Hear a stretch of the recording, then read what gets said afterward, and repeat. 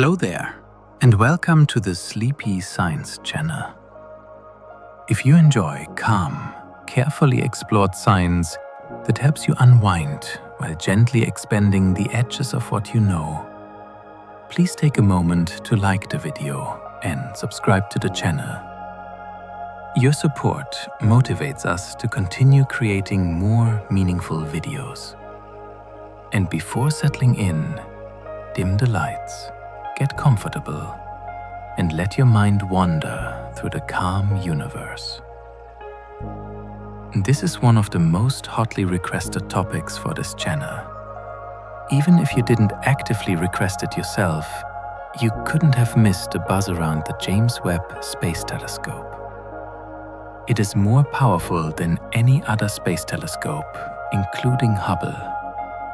So big, it had to be folded up like origami to fit onto the rocket that carried it into space.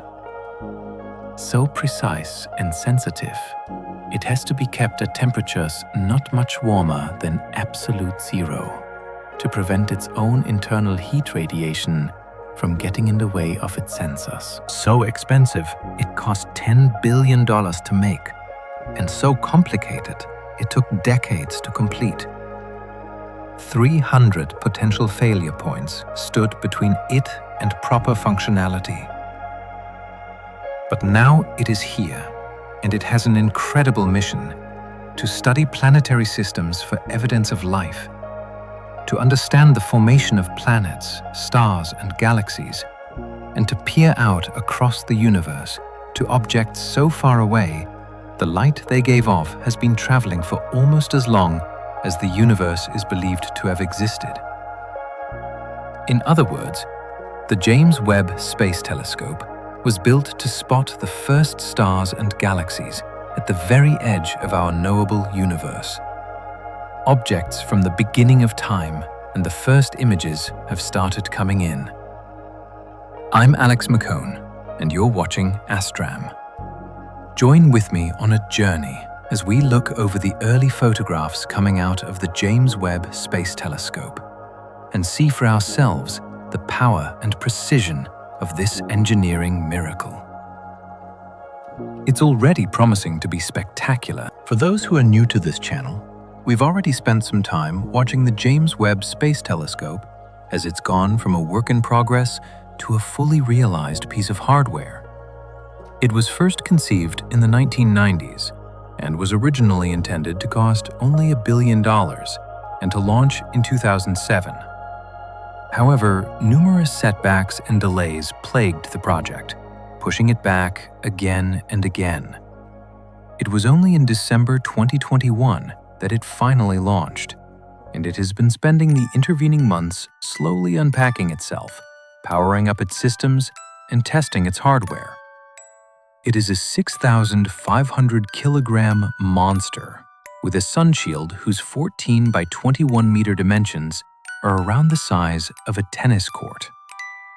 Its primary mirror for gathering light is 6 times larger in area than Hubble's lens, allowing it to collect more photons from much greater distances and produce sharper images. It carries a range of cameras and scientific instruments that enable it to observe across the infrared spectrum. This capability is essential to its unique mission. Because the universe is expanding, light from the most distant regions of space has been stretched so much that, regardless of its original form, it now falls into the infrared range. This means the only way to observe those sources is with an infrared telescope. In addition, infrared light is far more effective at passing through dust clouds and other obscuring material, giving the James Webb Space Telescope the remarkable ability to reveal objects that lie beyond Hubble's view. I often compare this telescope with Hubble, since the James Webb Space Telescope was designed as its successor. However, because they operate in slightly different ranges, Hubble primarily observes visible and some ultraviolet wavelengths, while the James Webb Space Telescope focuses almost entirely on infrared and cannot detect certain portions of the visible spectrum at all. It's more accurate to say that the two telescopes complement each other rather than compete. They work together to form a powerful duo, expanding our understanding of the universe. But that's not what you're here for. You're here to see what James Webb can do. Beginning in our own galaxy, let's gradually expand our vision outwards towards the edge of the knowable universe. You are in for some spectacular sights. The first stop on our journey is a place known as the Cosmic Cliffs. The Cosmic Cliffs, otherwise known as NGC 3324, are part of the Carina Nebula, about 7,600 light-years away from us. These peaks you are looking at are massive structures around 7 light-years high. And what you see here is only a portion of the nebula as a whole. The actual nebula is much larger and contains a hollowed-out center with the stellar winds given off by stars have blasted all nearby dust away from them. What we are looking at here is the edge of this hollowed-out bubble. Scientists are very interested in this region of space for one simple reason. It helps answer questions about the formation of stars. Thanks to the stellar winds in this zone, dust and matter conglomerate together, forming a birthing place for stars. However, for all our stargazing, there are still many mysteries surrounding this process. How exactly do they form? What do the different stages look like? It's difficult to tell. Part of the difficulty with finding the answers is the dust itself, both vital to the process and also a massive impediment to seeing it happen. It wraps around the forming stars like a protective cocoon, stopping scientists from seeing very clearly what is going on at the moments we'd like to see the most. James Webb fixes that. Not only does this image provide more detail than Hubble's image, but thanks to James Webb's onboard MIRI, or mid-infrared instrument, we can peel back the layers of dust and see what lies within. See how much clearer the image is. This will provide scientists with data on the formation of stars for a long time yet. So much for the birth of stars. At our next stop, the James Webb Space Telescope uncovers more about the end of their lifespan. And for this, let's look a little closer to home, to NGC 3132, otherwise known as the Southern Ring Nebula.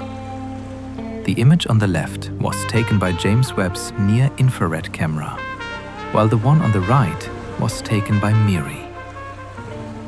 This is a planetary nebula, although technically that term is a bit of a misnomer. While regular nebulas are the birthplace of stars, a planetary nebula is not a place planets form. Instead, it was just an unhelpful naming convention used by early astronomers who noted the round shapes of these nebulas and they thought they looked a bit like planets. The name stuck, even though our interpretation of the name has moved on. Planetary nebulas like this one are formed when dust and gas are blasted out from dying stars towards the end of their lifetimes.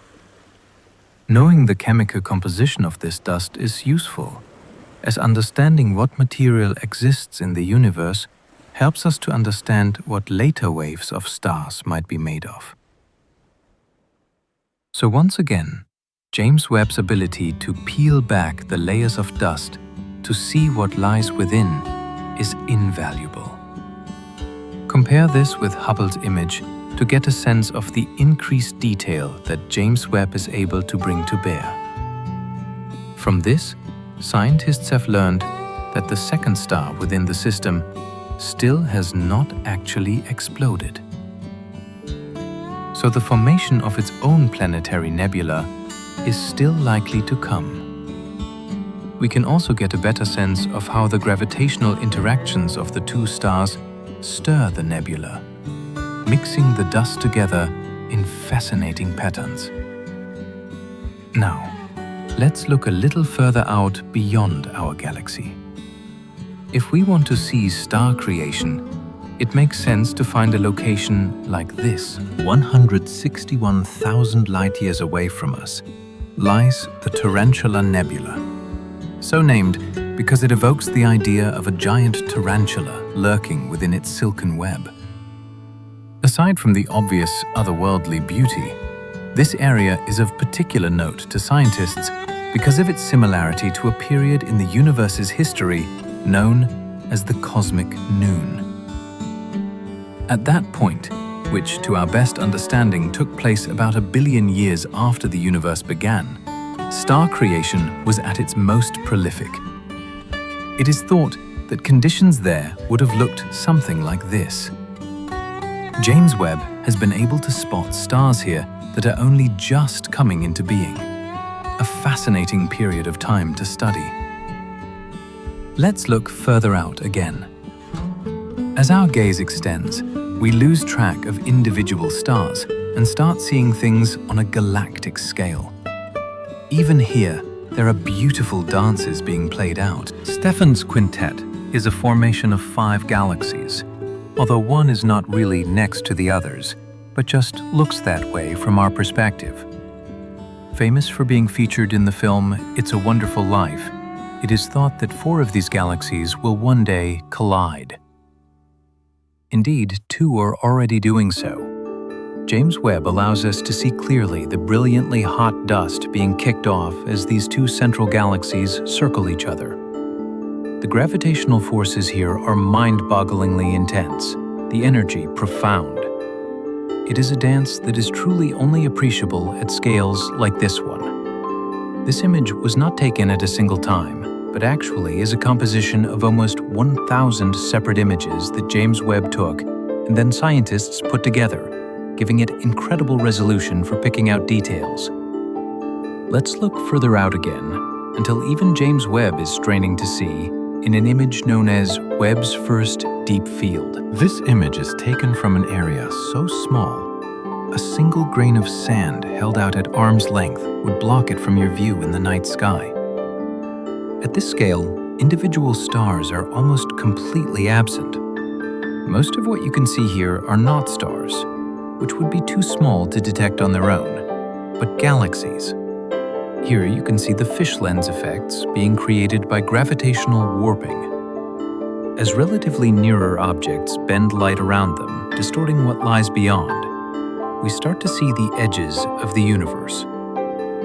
In this image is one of the oldest galaxies we have ever identified. It is so distant that the light from it, emitted near the beginning of the universe, has only just reached us. Where is it? We'll need to zoom in. Can you spot it? It is admittedly very small. By analyzing features within the light coming from this tiny red galaxy, scientists can determine how much it has been redshifted, and from that, how long its light has been traveling, by comparing it to normal visible light from similar sources. This tiny point was measured to be about 13.1 billion light-years away. As far as we understand, with the universe estimated to be around 13.7 billion years old, this makes it one of the earliest galaxies we are able to observe. Now, you might feel underwhelmed by how small it appears, but there is still reason for optimism. Compare this image with one captured by Hubble of the same region. Clearly, the James Webb image is sharper and more detailed, revealing more objects. But there is one crucial difference between the two. Hubble created its image by staring at this patch of sky for 10 days, gradually collecting every photon it could from that region and combining them into a single picture. James Webb, on the other hand, took only half a day taking its own image. What this implies is that if James Webb was able to take such a detailed image in 1/12 of the time, imagine how detailed an image it could take if it was given a comparable amount of time. In other words, this tiny little dot is likely not the best that James Webb can do. I hope these images have given you a sense of the scientific breakthroughs possible with the James Webb Space Telescope, but also just how beautiful the sights of the universe are. Images like these blew me away. Sadly, we are going to have to be a little patient to see what discoveries James Webb might have in store for us. James Webb has only just finished running through its calibrations, letting its instruments cool off and making sure everything is working perfectly. There are queues of scientists fighting over who gets to use it to do what over the next 5 to 10 years of its expected lifespan.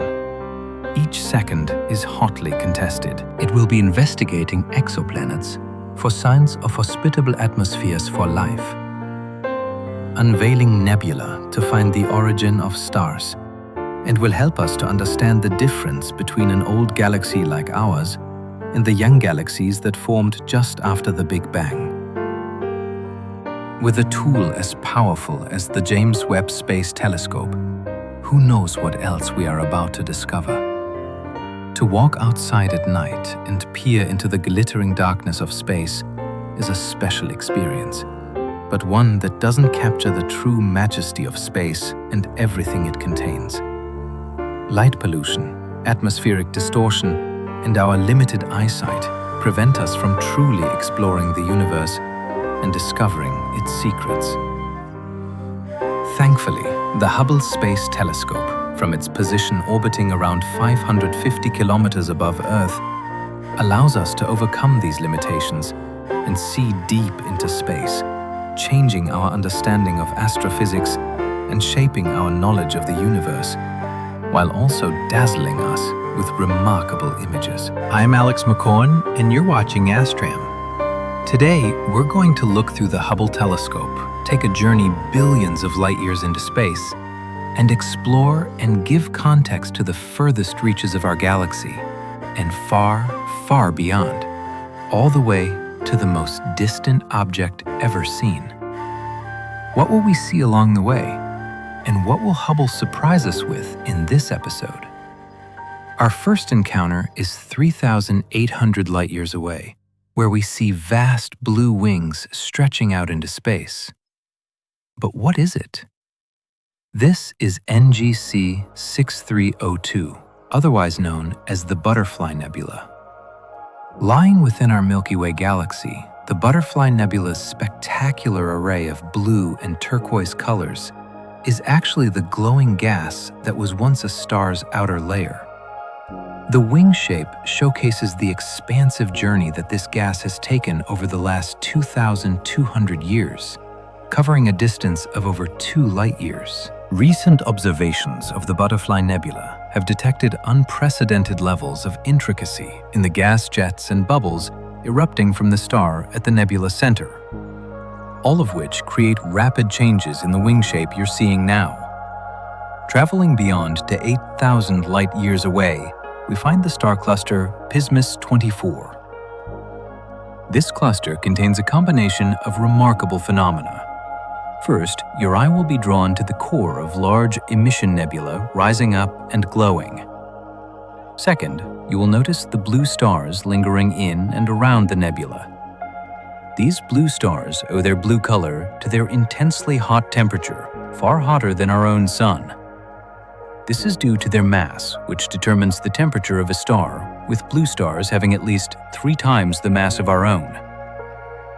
These blue stars help to give Pismis 24 its signature color and texture. Their extreme ultraviolet radiation causes the gas surrounding the cluster to heat and bubble around the star in remarkable clouds, which makes probing the region extremely difficult. For a while, Pismis 241, a star in the Pismis cluster, was thought to be the most massive star ever recorded, at almost 300 solar masses.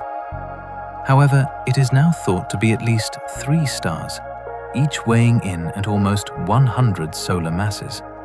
Much smaller than originally thought, but still some of the largest stars ever recorded. Pismis 24 is part of the diffuse nebula NGC 6357, a cosmic nursery. The nebula is home to many protostars shrouded by dark gases. Proto-Rs are the earliest stage of stellar evolution, where stars gather mass from their parent molecular cloud. Alongside these protostars are many young stars encased in expanding cocoons of gas, making the nebula feel like a living organism. Now, let's go even further. Journeying 60,000 light-years away, we come across Palomar 12. With his globular cluster of stars hanging in deep space, lingering on the outskirts of the Milky Way's halo, these stars are around 30% younger than the other globular clusters in the Milky Way galaxy. What is the secret to their young age? They were abducted. Palomar 12 isn't actually from the Milky Way galaxy, but from the Sagittarius dwarf elliptical galaxy. Around 1.7 billion years ago, the Palomar 12 cluster was torn from its home galaxy by tidal interactions with the Milky Way. In fact, Palomar 12's home galaxy is currently being ripped apart by our galaxy. These tidal forces are limited to the immediate surroundings of their respective galaxy. But when they collide or pass nearby one another, the results are striking, creating strange, distorted shapes or unique phenomena, as demonstrated by Palomar 12, where clusters born in one galaxy end up living in another. Our journey doesn't end here. Hubble allows us to see much further. Let's continue our voyage outwards, hopping more quickly between locations, starting with 30 million light-years distance, where Hubble allows us to see a familiar view from a new angle. This is the Sombrero Galaxy. As we see it from the side, it shows us the flat, disc-like shape of most galaxies, a view we don't typically see. You might be wondering why this flat shape is the norm. After all, planets, moons, and meteors tend to be spherical. Shouldn't all galaxies be the same? The reason for the more common flat shape found in galaxies is that, as mentioned before, the universe is in constant motion, and gravitational forces caused by the black holes at the center of galaxies cause them to rotate with the conservation of angular momentum, leading to an outward disc-like shape. The Sombrero Galaxy is notable for the blinding white core at its center And the distinct lanes of cosmic dust spiraling outwards, the most pronounced of which linger at the rim, giving the galaxy its distinct sombrero shape. Continuing further, at 65 million light-years, we see the broad elliptical galaxy NGC 1052-DF2.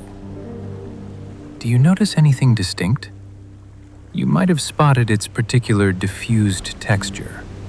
So diffused, in fact, that distant galaxies can be seen behind it. This gives the galaxy a supernatural, almost ghostly appearance. But the most strange of all is that this galaxy is possibly missing all of its dark matter. This was the first galaxy of its kind to display such an absence. As for why, we're not truly sure. Let's go even further. This time, just over 300 million light-years from Earth. This is the Coma Cluster, a large gathering of more than 1,000 galaxies, all linked together by gravity. A cluster that also happens to be one of the first places where we discovered indications of dark matter. In this image that you're looking at, you can see thousands of intracluster globular clusters. These are spherical groups of stars that are not bound to a galaxy, but to the Coma Cluster itself. While this might seem far, we can travel even further. Over 9 billion light-years away is Max J 1149, also known as Icarus. Once the furthest star we knew of in the universe. In fact, light from Icarus takes so long to reach us that it appears to us the same way it did when the universe was 30% of its current age. To give a sense of how far away Icarus is, at the time of its capture in this image, Icarus was at least 100 times further away from the nearest star. Yet we can travel even further to distances that seem beyond comprehension. Nicknamed Arundel, WHL 0137-LS, is a star in the Cesis cluster, whose light took over 12.9 billion years to reach us. However, due to the expansion of the universe, the distance between Arundel and ourselves is now even greater, 28 billion light-years. We are just seeing it where it was almost 13 billion years ago. Arundel is suspected to be 50 to 100 times the size of our Sun, and due to its enormous mass, is expected to explode in a supernova in a few million years from our perspective.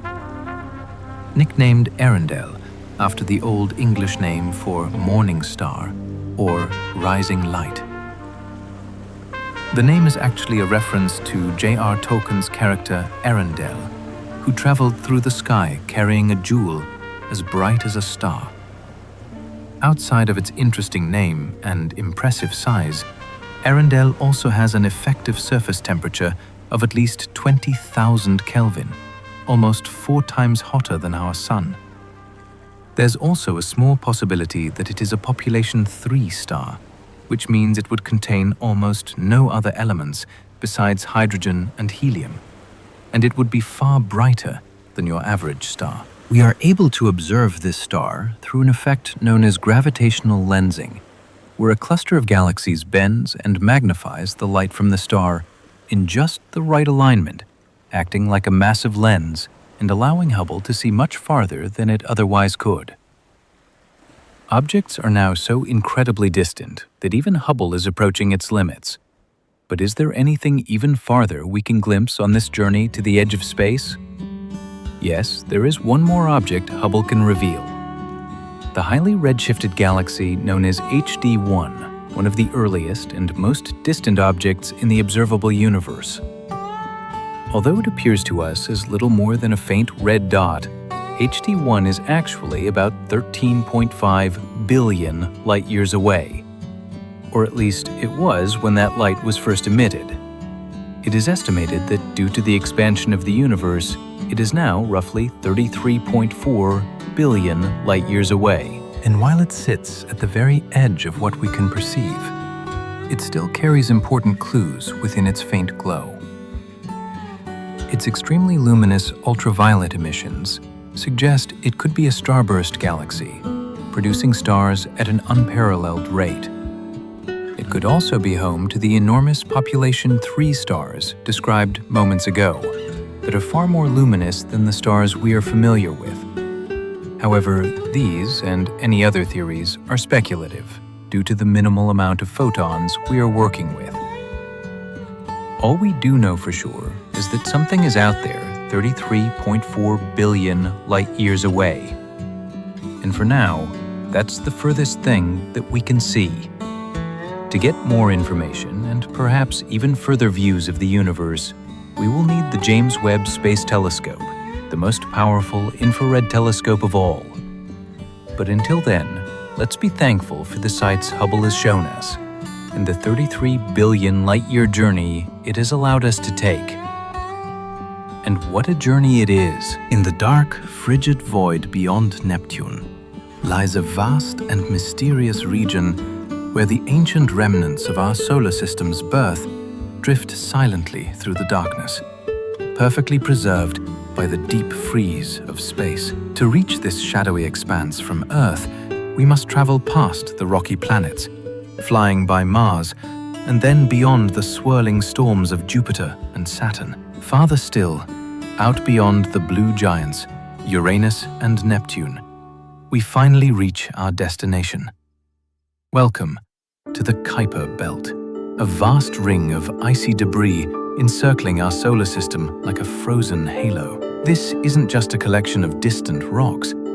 It's a time capsule from 4.6 billion years ago, holding the untouched building blocks of our cosmic neighborhood.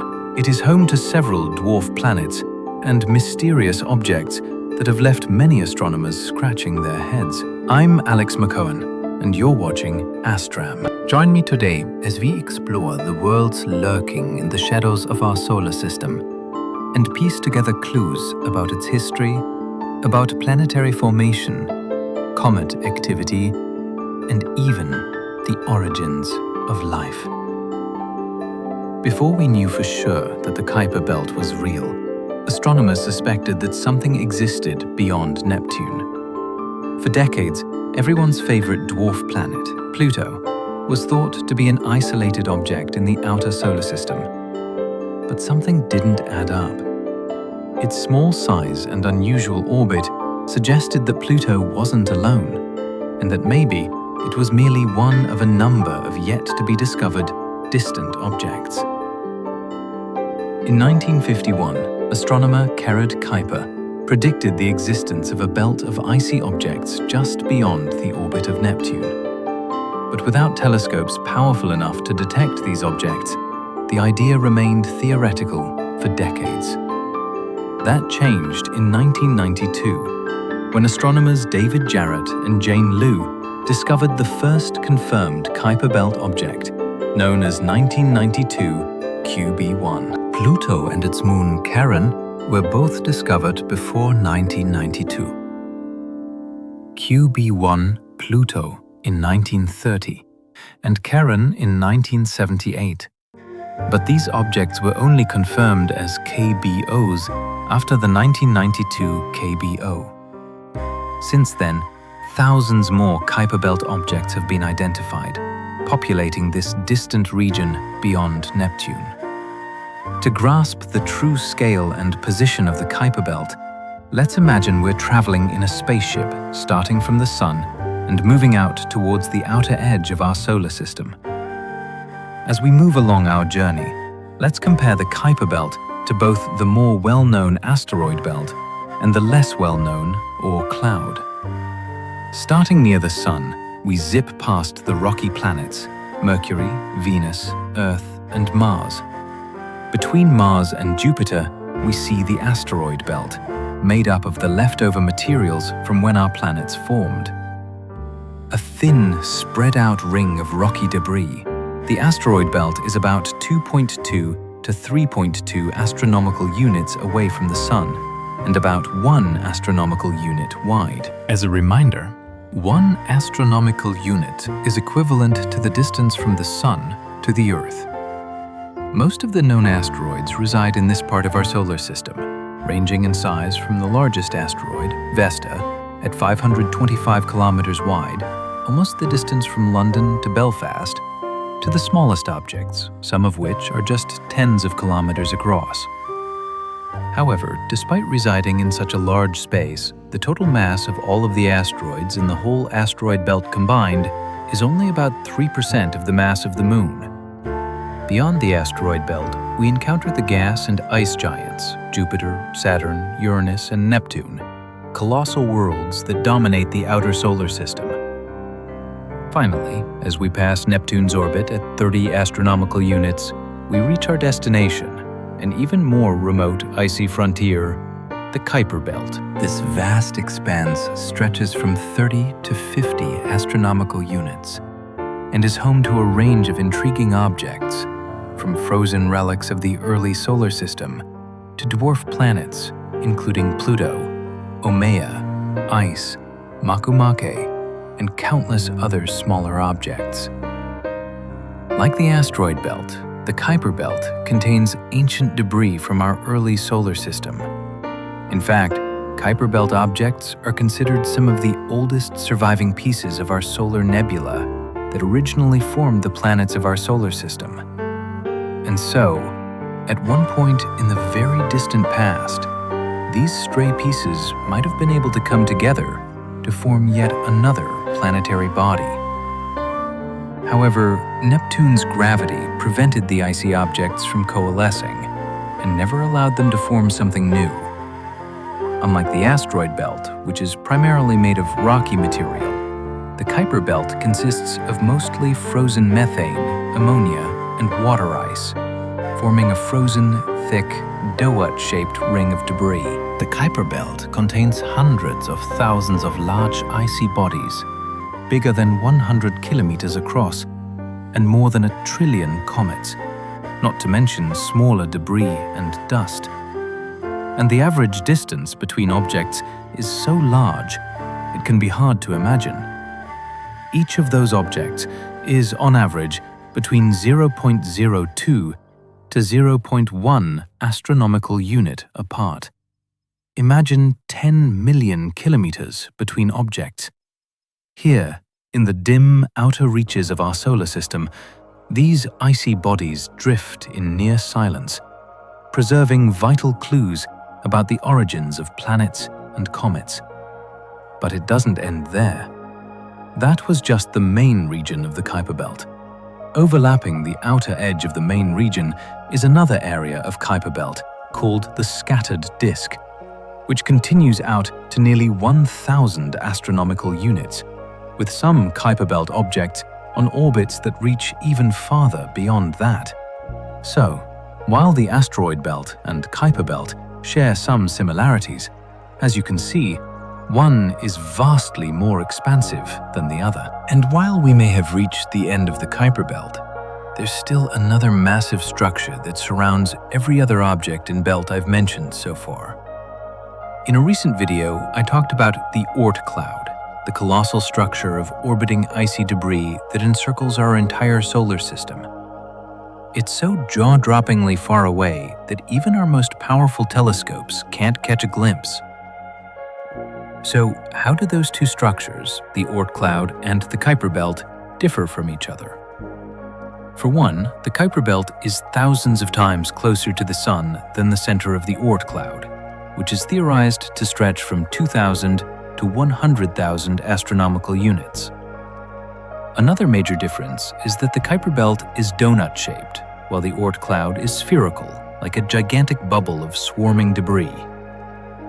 But something these structures do have in common is that they are both sources of the celestial phenomenon that we know as comets. The Oort cloud is the source of many long-period comets, while the Kuiper Belt is where some short-period comets are born. While the Kuiper Belt today is one of the most massive structures in the solar system, it's just a small fraction of what it once was. Originally, altogether, it probably contained 7 to 10 times the mass of Earth. But the shifting orbits of the 4 giant gas and ice planets cause most of that to be lost to space. What remains is no more than about 10% of Earth's mass. Not only that, but the Kuiper Belt today continues to slowly erode away. As objects occasionally collide and break apart, smaller fragments are left in their wake, and some of the resulting dust is blown out of the solar system by the solar wind. Sometimes these collisions on Neptune's gravity will cause Kuiper Belt objects to head on a new path towards the Sun, creating short-period comets which have orbits of less than 200 years. Over time, the Sun's radiation causes comets to shed material, producing the spectacular tails we see from Earth. Several famous comets originate from the Kuiper Belt, or its scattered disk, including Hall's Comet, with an average orbital period of 76 Earth years, or Comet Shoemaker-Levy 9, which broke apart and smashed into Jupiter in 1994, in the first ever observed collision of 2 solar system bodies. As we all know, Jupiter survived, but the impact was visible from Earth and was quite a spectacular sight to behold. You can see it out for yourself if you check out my video on the aftermath of this collision. You may also have heard in the news recently about a near-Earth asteroid named 2024 Y4. While there is a very, very small chance of this asteroid colliding with our moon, or even a smaller chance of it impacting Earth, the short-period comets originating from the Kuiper Belt pose no immediate threat to us in the next 100 or more years. In other words, you don't need to worry about that. Despite the Kuiper Belt being just a small remnant of what it once was, it still offers a nearly endless frontier of objects for us to explore.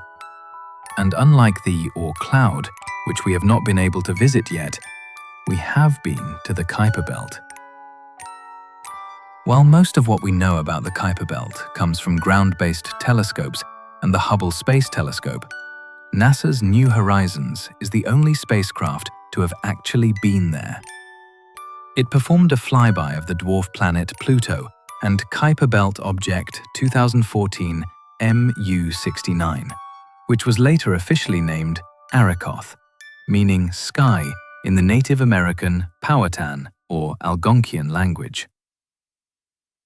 This flyby of Arrokoth in 2019 was the most distant flyby in the history of space exploration, taking place 1.5 billion kilometers beyond Pluto, with the New Horizons spacecraft getting as close as about 3,500 kilometers above the surface of the object. And even among the swarm of mysterious objects that make up the Kuiper Belt, Arrokoth still managed to surprise the New Horizons team. Its strange shape was unlike anything we had ever seen in our solar system. Arrokoth is a small, icy KBO known as a contact binary, composed of two distinct lows that at some point merged into one body. Its shape resembles a flattened snowman.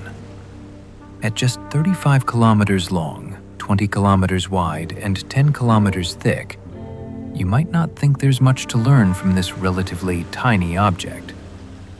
But what Arrokoth lacked in atmosphere and diverse geology, it made up for in its unique structure.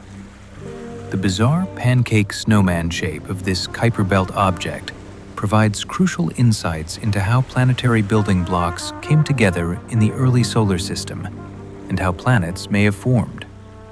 Arrokoth's shape seemed to give it a counterintuitive gravity field and rotation, and several studies published after the flyby have pointed toward an almost undeniable conclusion about how planetesimals form, something the New Horizons team did not anticipate.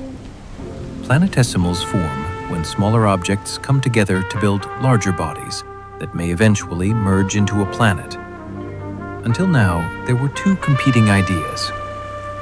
Hierarchical accretion suggested that small objects would collide at high speeds until they formed something larger, while local cloud collapse proposed that nearby material would slowly gather under gravity, gradually forming bigger and bigger bodies.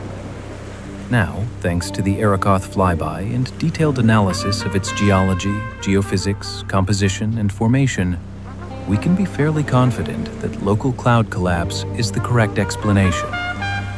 The object's smooth surface and the absence of fractures caused by stress indicate that this cosmic snowman formed gently at low speeds. Alan Stern, a planetary scientist and the lead investigator for the New Horizons mission, said the evidence was so compelling that it has effectively resolved a decades-long debate about how planetesimals form.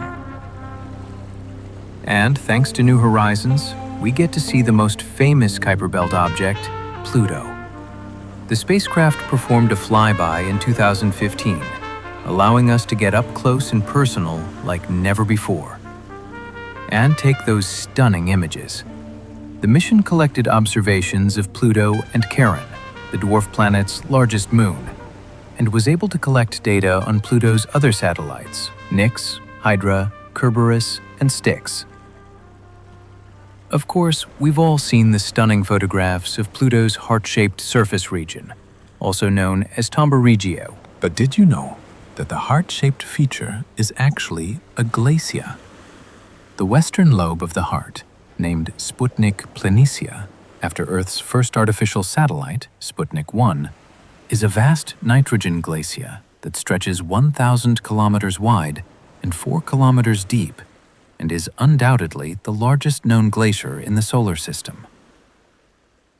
The eastern lobe of the heart gets its light color from nitrogen that is carried from Sputnik Planitia and deposited as ice. Not only did we get stunning images of Pluto, but the data from New Horizons forever changed how we understand our favorite dwarf planet. It revealed that Pluto is far more complex than we previously thought, and offer clues to the origin of its heart-shaped feature. The data led some to believe that Pluto's heart-shaped region could be explained by an internal water-ice ocean.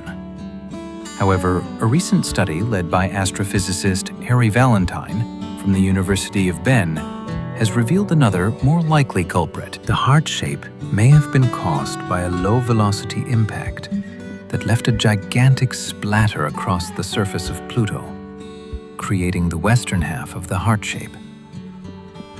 This impact would have come in at an oblique angle, as in not straight on. Imagine throwing a water balloon across dry pavement in the same way you might skip a stone across a pond. When the balloon scrapes the pavement, it pops, leaving an elongated splat of water across the pavement. This kind of angled, low-velocity impact is similar to how the western lobe of Pluto's heart feature may have been created. But it's not just Pluto that we get to see up close. The images of Pluto's moon Charon were also incredible. Can you make out the enormous equatorial tectonic belt? His existence suggests a long-gone water-ice ocean on Charon. So what comes next in our quest to understand the Kuiper Belt and consequently to understand our solar system? New Horizons is expected to exit the Kuiper Belt sometime between 2028 and 2029. And while there is no current target for a further flyby, it is possible that NASA identifies another suitable target. New tools, like the James Webb Space Telescope, could help us to further analyze the composition of Kuiper Belt objects. And perhaps in the distant future, a robotic mission might allow us to land on one of these mysterious objects, or even collect a sample for a return mission back to Earth. Who knows what else we'll discover out there in this vast, frozen frontier? As technology advances, future missions will hopefully push deeper into the Kuiper Belt, revealing more of its long-held secrets, one icy world at a time. In 1977, two pioneers embarked on what might be one of the most epic feats of exploration ever undertaken. Their goal to unravel the cosmic mystery surrounding the solar system and our place in it. Not only did they provide us with some of the first and best imagery of our solar system's outer planets, but they continue to send us incredible new information about our universe from interstellar space, some 47 years and 24 billion kilometers later.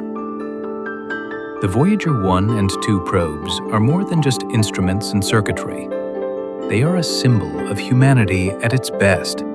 Curious, audacious, ambitious, and resilient, Voyager didn't just capture dazzling photos of our gas giants and their moons. It captured the hearts and minds of generations back home on Earth. These are the probes that have gone the furthest that any human object has traveled. They are trailblazers and groundbreakers. It is their unique opportunity and their peril to travel beyond the reach of humanity to capture images of things we have never seen before so close up, nor have we seen since. When I look back, I realize how little we actually knew about the solar system before Voyager, says Voyager mission project scientist Edward Stone. We discovered things we didn't know were there to be discovered time after time. So, are you curious to see what they learned? I'm Alex McCone, and you're watching Astram. And in today's Supercut, we'll cover everything you might ever want to know about the Voyager missions. From the probes themselves, their grand tour, to their impending, tragic finale. It's one of life's little ironies that it is not new, cutting-edge technology that is advancing our understanding. Most at the edge of our solar system, but old machines. They have an onboard computer with less memory than the one inside your car's key fob. To this day, they are still using 8-track magnetic tape from the 1970s, which makes them older than many of you sitting here watching this. This is the conundrum of deep space exploration, where vast distances and extremely long travel times can mean that technology is antiquated by the time it has reached the most ambitious targets. Of course, Voyager 1 and 2 were not initially meant to travel all the way to interstellar space. They were instead built for a 5-year mission to explore Jupiter and Saturn and their larger moons, which was only possible thanks to a rare once every 176 years planetary alignment. However, after completing all of its initial objectives on Jupiter and Saturn, the Voyager mission team added flybys of Uranus and Neptune to one of the probe's objectives. Later, these two were completed. So NASA announced the start of the even more ambitious Voyager interstellar mission, with the purpose of exploring the outer limits of the Sun's sphere of influence and beyond. This final journey would take both probes off the ecliptic to unexplored parts of the solar system, such as the termination shock and the denser and hotter heliosheath, before finally crossing the heliopoor interstellar space. But how did these incredible machines manage to accomplish so much beyond the scope of their original mission? It all comes down to that old but incredibly effective technology. NASA scientists made a number of forward-thinking design choices that allowed the probes to far exceed their initial objectives. To put it simply, they were built different. Here's how. Let's start with one of the most consequential decisions: the fuel source. Each probe is equipped with a long-lasting radioisotope thermoelectric generator, which converts heat from the decaying plutonium-238 isotope into electric power. These generators were capable of producing 157 watts of electrical power upon takeoff, about enough to power a laptop and maybe charge a mobile phone too. This might not sound like much, but was more than Voyager needed. While a radioisotope generator meant that power production was in constant decline, it would halve in strength every 87 times 7 years. It would still be enough power to keep the essentials on the probes running until at least 2025. This long-term fuel capacity was no accident. You see, when the Voyagers launched in 1977, NASA faced a unique opportunity. The planets would soon be in that 1 in 176-year alignment that had last occurred during Napoleon's first reign.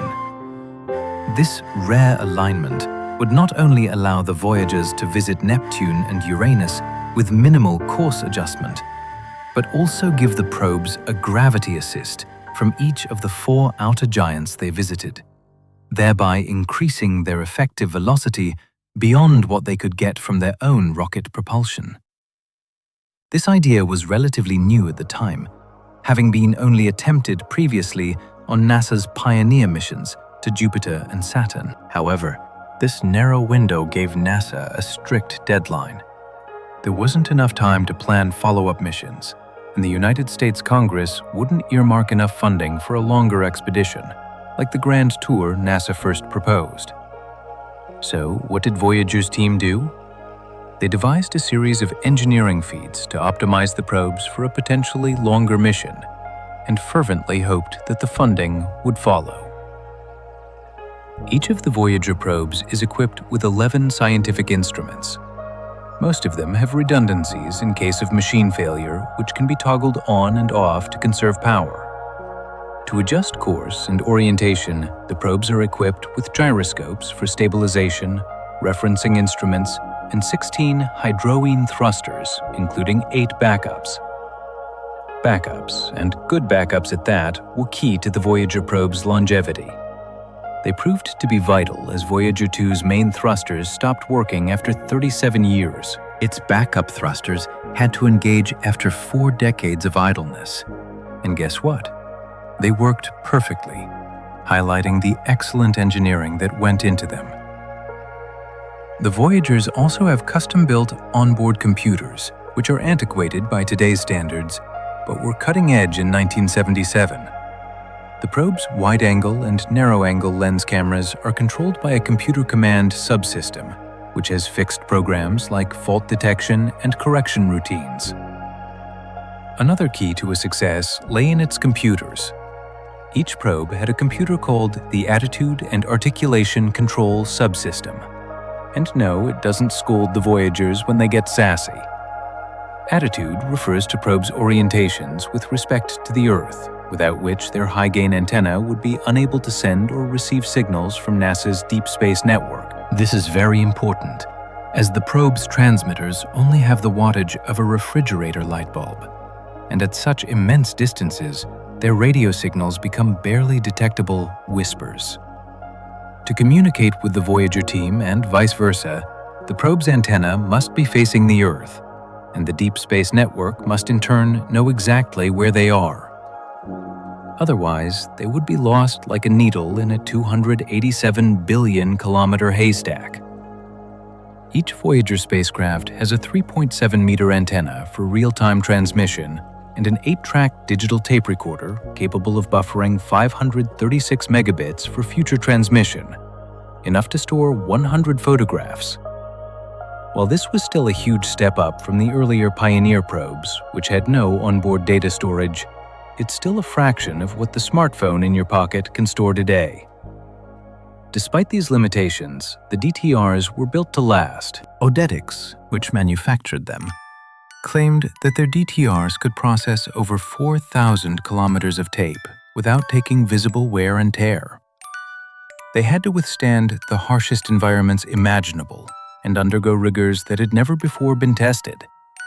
Yet the Voyager DTRs performed without data loss or machine failure until they were finally taken offline to conserve power.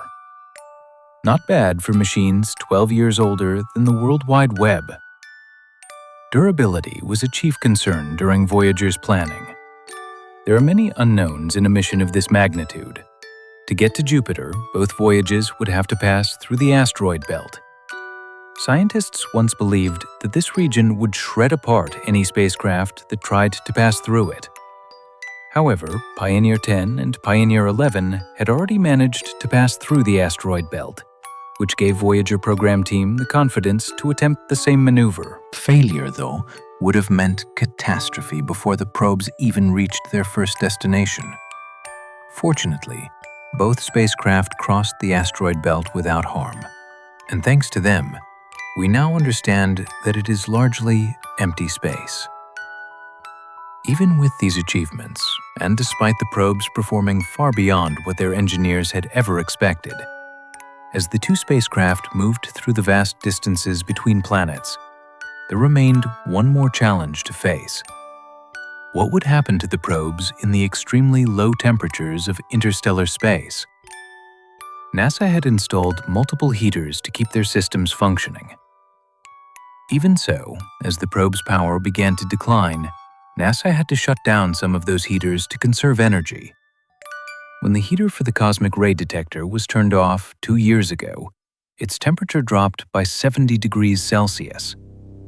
Needless to say, sending a repair crew 23 billion kilometers into space is not an option. So, it was widely assumed the instrument would fail. But it continued operating without issue. The fact that the probes have operated so well for 45 years is a testament to their resilience and engineering. But with all this technology, what did they see? Let's go back to the beginning and follow the path they blazed across our solar system. On the 20th of August, 1977, NASA launched the Voyager 2 space probe from Cape Canaveral, Florida. Its partner in crime, Voyager 1, was launched 2 weeks later on the 5th of September. Even though both probes were Jupiter-bound, Voyager 1 was set on a shorter, faster trajectory, so taking off second made sense. It overtook Voyager 2 on the 15th of December 1977 and exited the asteroid belt first. Together, this dynamic duo was set to take a dazzling parade of pictures that were absolutely revolutionary at the time. But don't take my word for it. Let's jump in and you'll see for yourself. 13 days after launch, Voyager 1 sent this photo back to Earth, the first of tens of thousands it would send back over the next 5 years. Taken 11.6 million kilometers from Earth, it's a sentimental place to start our journey. It might remind you of the Earthrise photo taken by the Apollo 11 crew from the Moon just 8 years prior. We can see our blue marble and its moon in the distance. I don't know about you, but I find this photo so hauntingly beautiful, especially knowing how far this probe had traveled and how much it's seen since then. But we've got a long way to go, so let's move on. It would be almost 2 years before Voyager 1 finally makes its approach to its first target, Jupiter. Not bad considering it's 714 million kilometers away. Voyager 1 arrived first on the 5th of March, 1979. You see, it travels at 17 kilometers per second, 2 kilometers per second faster than Voyager 2, who, despite leaving Earth first, arrived 4 months later on the 9th of July, 1979. This is because the trajectory Voyager 1 took allowed it to gain more speed relative to the Sun. Now, Voyager 1 was not the first spacecraft to encounter Jupiter. That was Pioneer 10, 7 years prior in 1972. And while the Pioneer mission certainly provided great scientific insights, it didn't quite grab the imagination of the public. But sending back stunning images like this, Voyager certainly did. This is Jupiter in all its glory. It's kind of hard to accept that these are actual photos and not paintings or some AI-generated image. If you look closely, you can spot 2 of its moons, Io on the left and Europa, the beige one, on the right. But more on them later. Luckily for us, Voyager 1 even recorded its approach to the great gas giant. It took photos at regular intervals, every 10 hours or 1 Jupiter day. This means the planet is in the same point of its rotation in all the photos. The 66 photos were spliced together to create this time-lapse movie, spanning Voyager 1's approach to Jupiter from the 6th of January to the 3rd of February, 1979, covering a distance of 27 million kilometers. I personally can't decide if it is incredible or terrifying, but let's get a closer look and see what surprises this planet is hiding. Something that immediately stunned scientists was Jupiter's atmosphere. They expected to see east, west, and west-east winds in Jupiter's different atmospheric zones.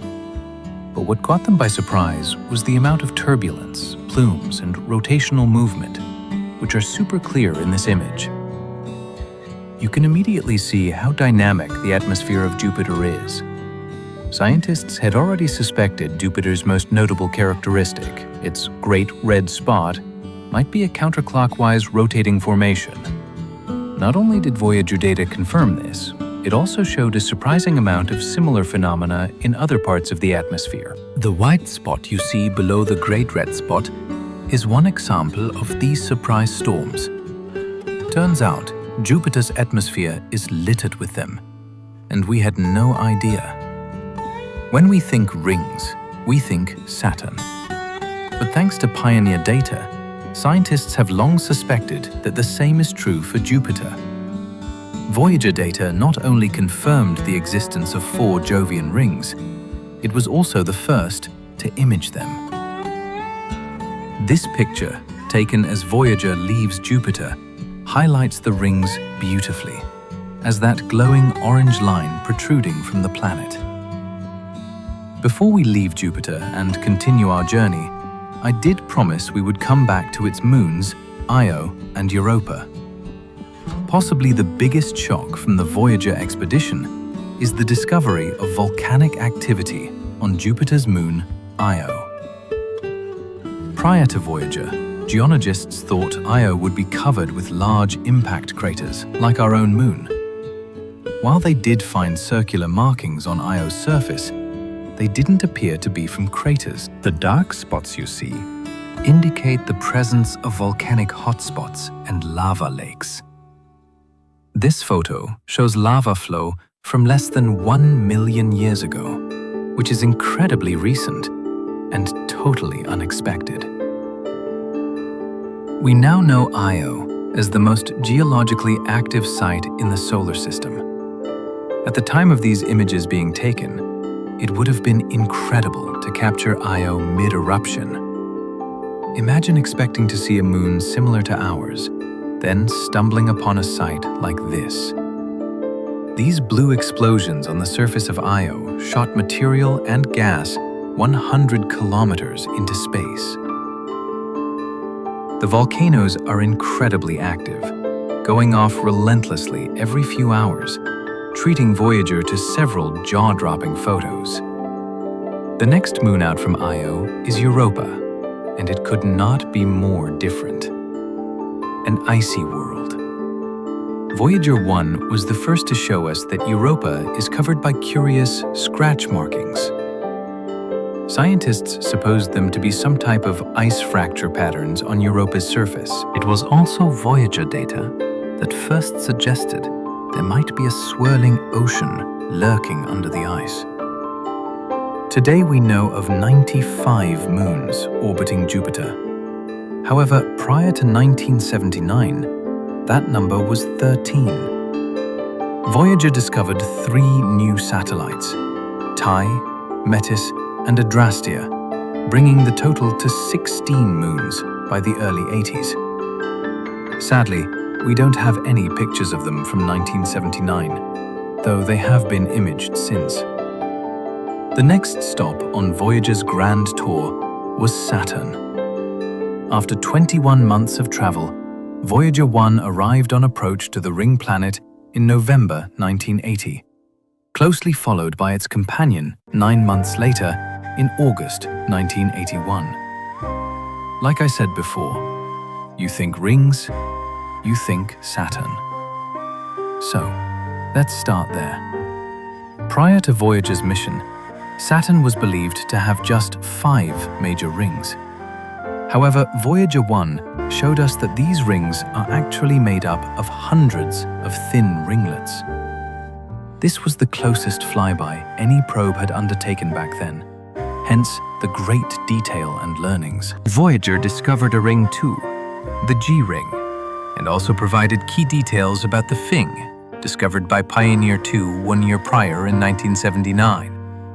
Voyager 1 showed us that the Fring is kinked-kegged and multi-stranded in nature. It also identified 2 shepherd moons within the Fring, Prometheus and Pandora. This was big news because this discovery confirms scientists' theories that sheeping moons exist around narrow rings to keep ringing material in line. Voyager also introduced us to some ghostly features on Saturn's B rings. They appear scattered around the rings in this photo and are said to resemble broad spokes in a wheel. They seem innocent, but they actually caused quite the stir in the scientific community for a while. You see, up until 1980, we thought that Saturn's rings were caused exclusively by gravitational forces. That's all well and good, except these folks completely fly in the face of that theory. Their existence is not consistent with gravitational orbital mechanics. We still don't know what causes them, but the leading theory involves electrostatic repulsion, separating very small dust particles from the main surface of the ring. Sadly, as much as data from Voyager taught us about Saturn's rings, it also taught us that Saturn is losing its rings. Gravity is pulling the rings into the planet, turning them into a kind of dusty rain of ice particles. According to NASA, this could cause Saturn's rings to disappear in 300 million years. Voyager's trip to Saturn raised so many questions that a dedicated mission was mounted in the 90s to exclusively study the ring planet. Cassini probe launched in 1997 and orbited Saturn for 13 years. You can check out a video of mine on what it found here. But we aren't leaving Saturn territory yet. Voyager provided some decisive breakthroughs regarding the planet's moons. We already knew of 14 moons, but Voyager showed us 3 more, bringing the total number at the time up to 17 moons. Let's see what we can learn from Titan and Enceladus. Pioneer 11 was the first probe to image Titan, Saturn's largest moon, and the data it gathered captured the interest of researchers, so Voyager was sent to follow up. It found that Titan had a thick, nitrogen-rich atmosphere, the first and only encounter of such an atmosphere beyond our home planet. Enceladus also turned out to be exceptionally quirky. Take a look at this photo. Enceladus is visible out in the distance, with Saturn in the foreground. Now, I know it's tricky to see, but that moon is erupting. Enceladus spews out 300 kilograms of water vapor up to 10,000 kilometers above its surface, 20 times its own diameter. As it orbits Saturn, the frequent plumes of water vapor that erupt leave a donut-shaped cloud that feeds one of Saturn's icy rings.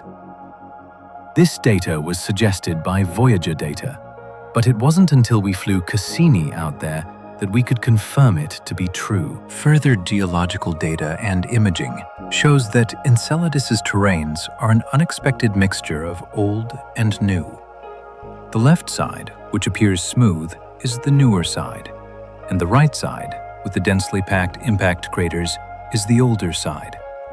This suggests Enceladus is a very geologically active moon, which it wasn't previously thought to be. Before we make our way to the wonky world of Uranus, we have to say goodbye to Voyager 1. After its flyby of Titan and Saturn's rings, its path was bent upward out of the ecliptic plane. From here, the probe headed straight for interstellar space.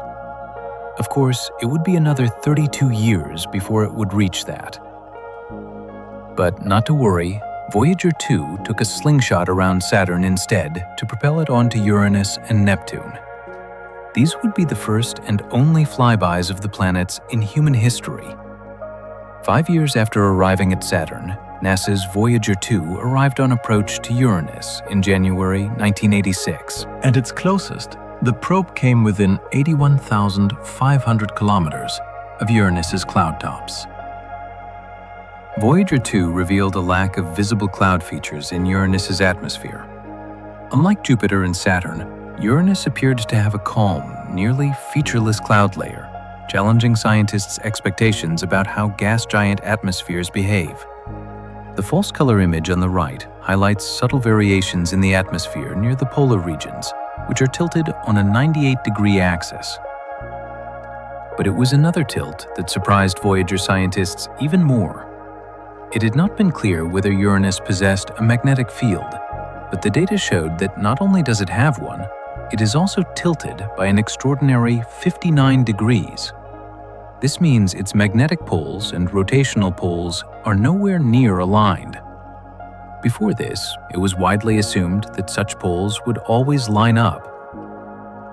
On Earth, they mostly do. Our magnetic and rotational poles differ by only about 12 degrees. The dramatic offset seen on Uranus challenged existing models of planetary magnetic fields and forced scientists to reconsider their assumptions. One result of this misalignment is that as the planet rotates, its magnetosphere, the region shaped by its magnetic field, wobbles like a poorly thrown football. Scientists still don't know how to model it, but it might look something like this. Voyager 2's observations unveiled more details about the known rings of Uranus and discovered 2 more. It is the first to capture images of these dark rings, like its outermost ring, visible in this photo. The rings are composed of fine dust particles. Voyager 2 also discovered 2 shepherd moons orbiting one of the newly discovered rings, similar to its findings with Saturn's to the fring. Here, they can be seen from 4 million kilometers in a photo from the 21st of January, 1986.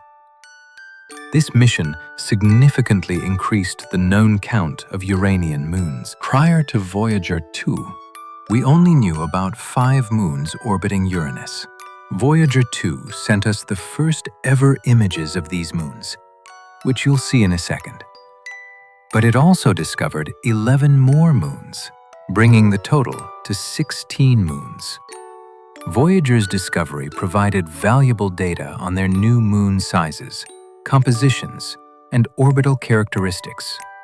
Today, the number of known moons stands at 27. Okay, back to Uranus's 5 OG moons.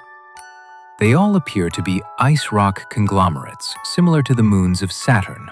Oberon and Umbriel, pictured here on the 24th of January 1986, are riddled with impact craters. They seem to have little geological activity, judging by their old and dark surfaces. Titania, which sits between those two, the fourth furthest from Uranus, is marked by huge fault systems and canyons, indicating some degree of geologic and probably tectonic activity in his history. Ariel has the brightest and possibly youngest surface of all the Uranian moons. This photo, taken from just 129,000 kilometers, suggests Ariel underwent geological activity that led to many fault valleys and extensive flows of icy material at some point in its history. Miranda is the closest of the five to the planet, second only in proximity to Puck, the little rocky satellite discovered by Voyager in 1985, and had the most surprising findings. Voyager flew by Miranda on the 4th of January 1986, at a distance of just 30,000 kilometers. This small moon turned out to be a captivating puzzle of geological dynamism shaped by a volatile history. Voyager 2 identified traces of internal melting and sporadic upwelling of icy material, manifesting in extensive canyon-like faults plunging to depths of up to 20 kilometers.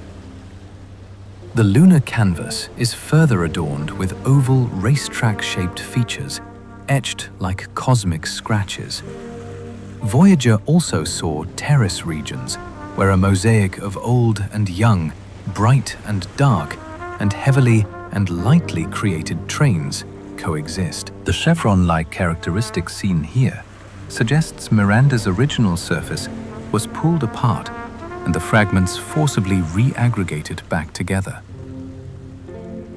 3 weeks later, on the 25th of January, Voyager 2 departed Uranus and snapped this wonderful goodbye shot from 1 million kilometers as it set off to its final planetary target, Neptune.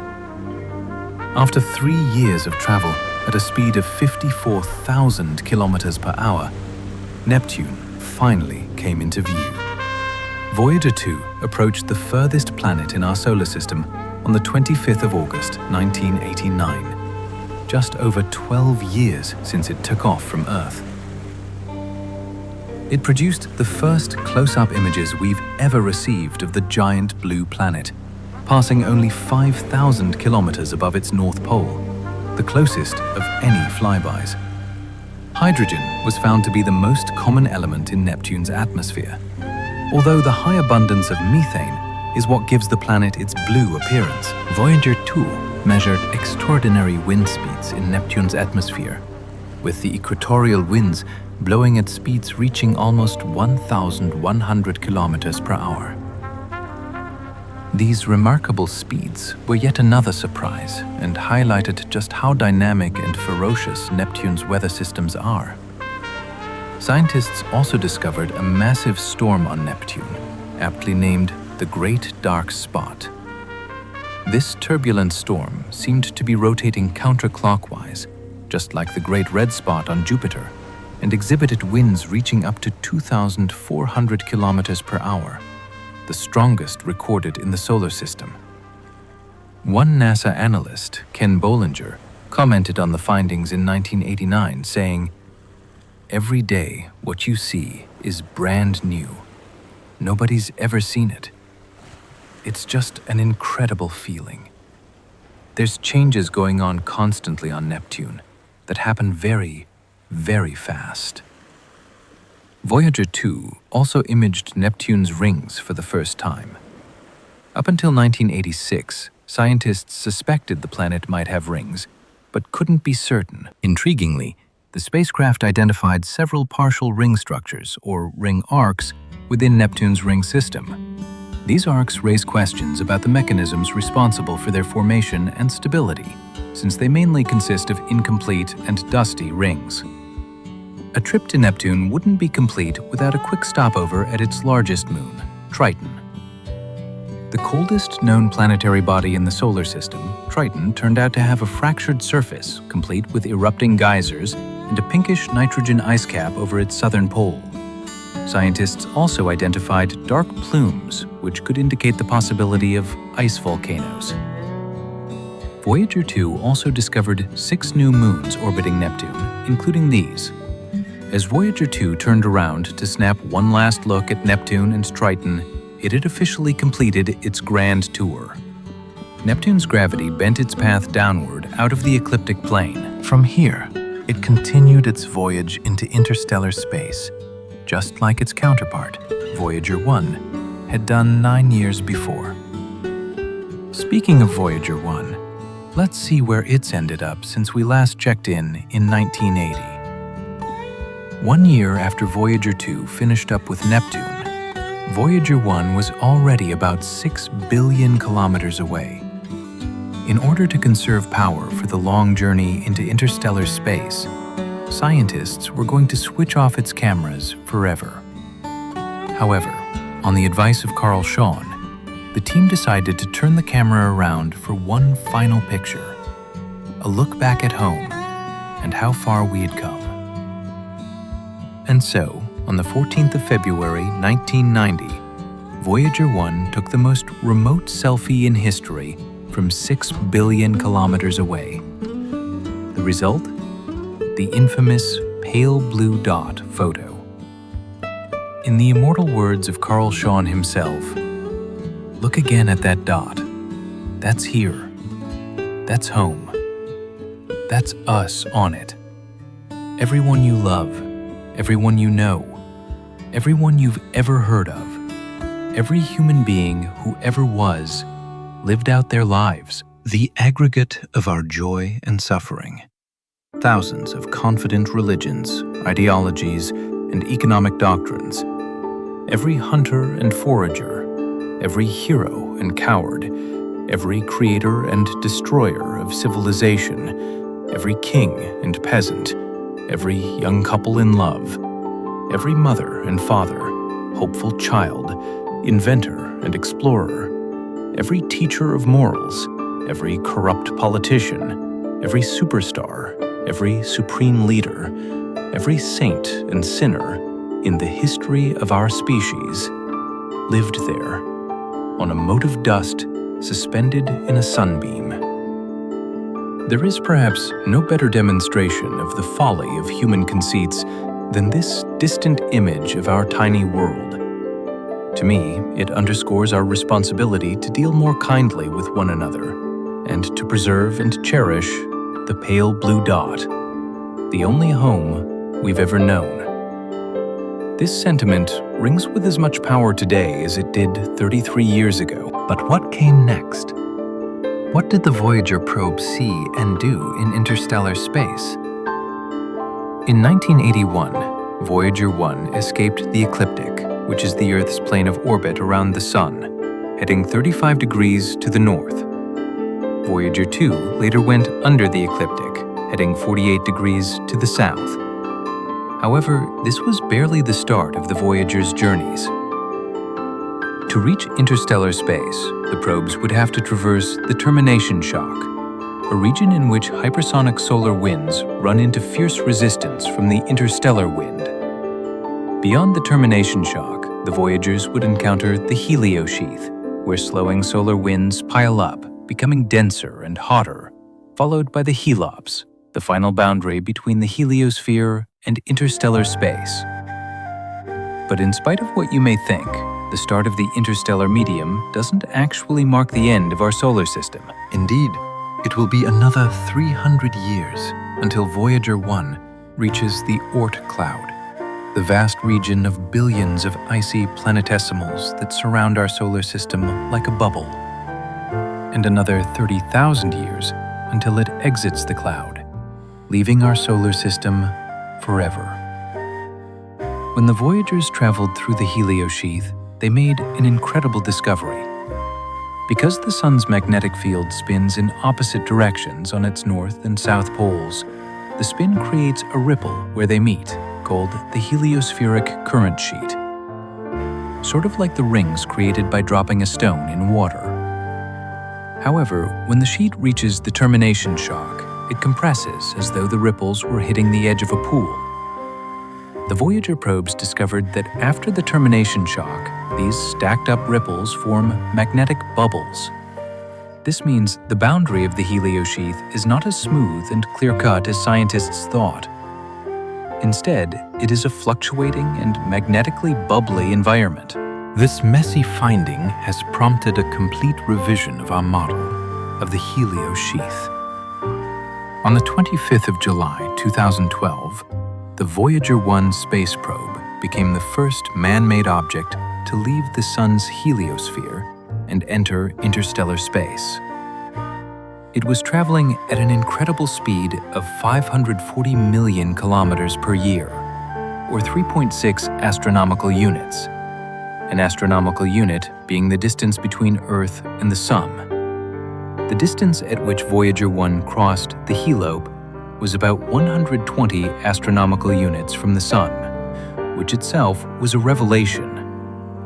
It was unknown where exactly the helope occurred. Funnily enough, some early models put it as close as Jupiter and others much further.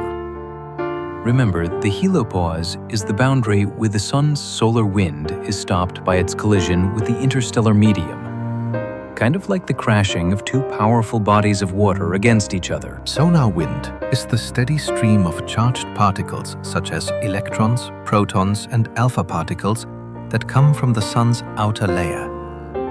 The interstellar medium, by contrast, consists of charged particles, gases, and cosmic dust left over from the Big Bang and other ancient supernovae. When these charged streams hit each other, they change course and form a region of equilibrium called the helopore boundary. At first, NASA wasn't sure if Voyager 1 had truly crossed the helope and entered interstellar space. As models predicted, the probe's plasma wave detector found a massive increase in plasma density, 80 times what it had registered in the outer heliosheath, and a spike in galactic cosmic rays. But something strange didn't happen that left scientists baffled. After crossing the helopore, Voyager 1 detected no change in the ambient magnetic field. Why was that so surprising? Well, theoretical models assumed that the ambient magnetic orientation would change in a region dominated by the magnetic fields of other stars. But remarkably, Voyager 1 detected no discernible change in the ambient magnetism. NASA was so confused that they waited nearly a year before announcing that Voyager 1 had in fact entered interstellar space. On the 5th of November 2018, Voyager 2, traveling at the slightly slower speed of 490 million kilometers, or 3.3 astronomical units per year, joined Voyager 1 in becoming the second man-made object to enter interstellar space. The crossing also occurred 120 astronomical units from the Sun, and like the Voyager 1 6 years earlier, the probe detected no change in the ambient magnetic field. But something else surprised scientists. You see, the Sun goes through 11-year solar cycles, during which its activity waxes and wanes. Voyager 2's crossing occurred at a time when solar winds were peaking. Models predicted that the size of the heliosphere would fluctuate with the solar cycle, meaning it would have been expanding when Voyager 2 made its crossing. Yet, Voyager 2 crossed the helope at exactly the same distance Voyager 1 had 6 years prior, meaning our models were wrong. Like the magnetometer finding, this demonstrated the value of testing theoretical models with field data. We now suspect the boundary between the heliosphere and interstellar medium is much more twisted and filled with fluctuations than prior models proposed.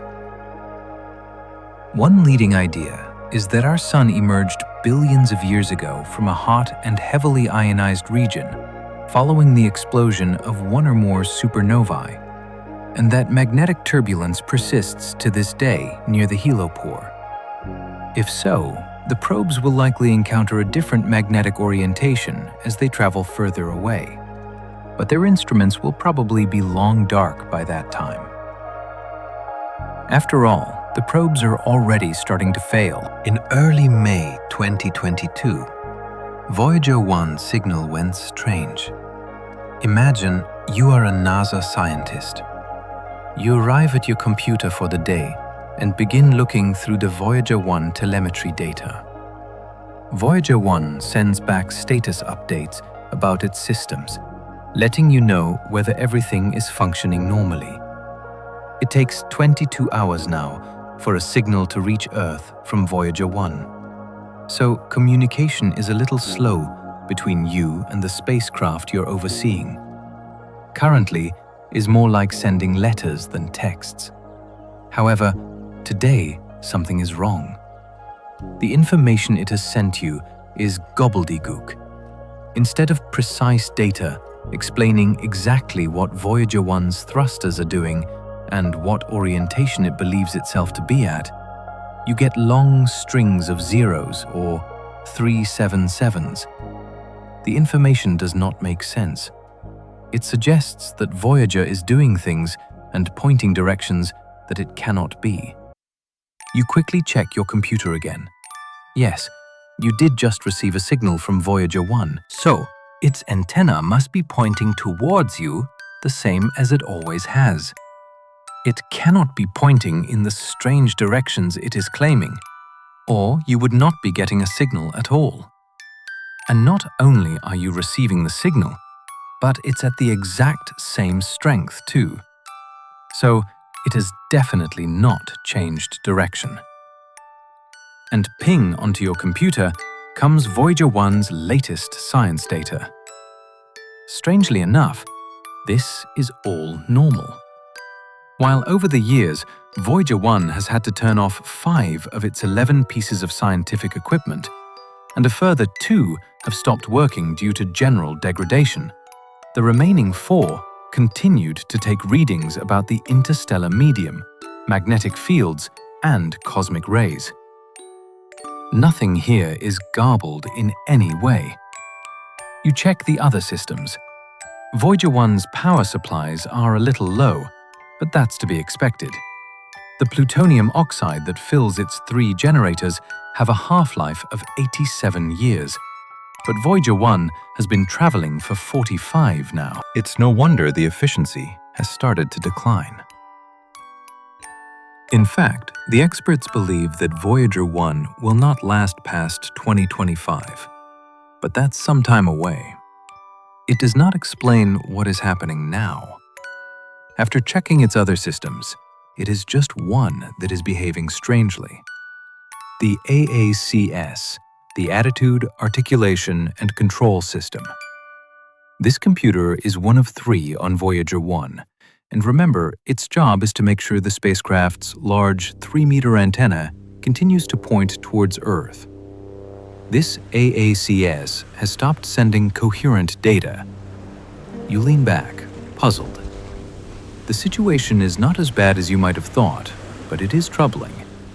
It's kind of like receiving post from a postman who says hello to you every morning, only for some reason, he starts speaking another language one day. The packages he delivers are still the same, and they've arrived at the same address. It's just the words the man speaks make no sense to you anymore. To further compound the strangeness, Voyager 1 doesn't think that anything is wrong with it at all.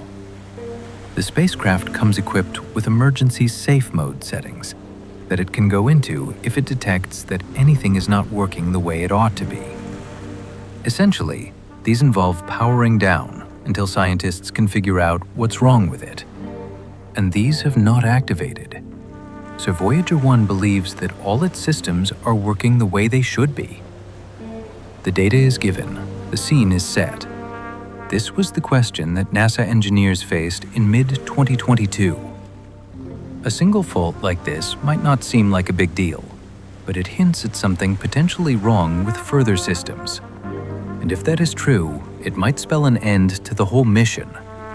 Voyager 1 is by now 23.8 billion kilometers away from you. your solution will have to be made via deduction, alongside careful 22-hour each-way questions and answers with the faulty spacecraft. By evaluating the rest of the systems and finding them normal, you can rule out some of the more unusual explanations.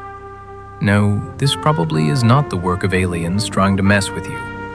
Although NASA scientists were open to the idea of the Voyager probes maybe one day being picked up by alien life, as evidenced by the golden discs installed on the probes filled with messages about us for aliens to read if ever they stumbled across it. This was more of a symbolic gesture. Besides, it seems that this would be a strange way for aliens to communicate with us. And no, the laws of physics have not broken down.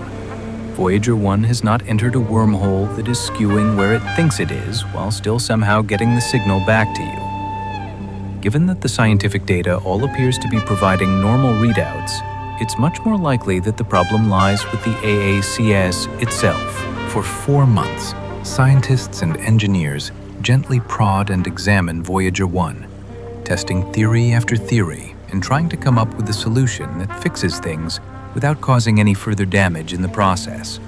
They could switch over to a backup system. It would not be the first time they'd started using a new computer on Voyager 1 after the old one stopped working.